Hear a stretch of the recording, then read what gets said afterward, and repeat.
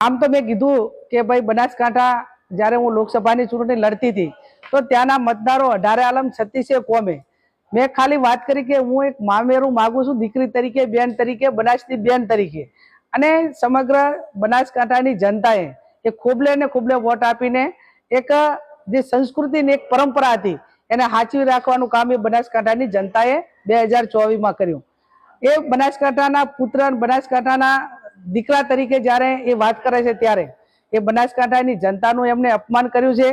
એમને માફી માંગવી જોઈએ। અને બહુ એવડો મોટો પાવર હોય, સામદામ દંડ ભેદને રાજનીતિનો, મંત્રીનો, સત્તાનો, તો એમને 2027ની વિધાનસભાની ચૂંટણી બનાસકાંઠામાં લડવી જોઈએ। અને હું પણ મારા મોવડી મંડળને વિનંતી કરીશ કે જ્યાં પણ જગદીશભાઈ વિશ્વકર્મા ચૂંટણી બનાસકાંઠામાં લડવા માંગતા હોય ત્યાં મને પણ ટિકિટ આપે,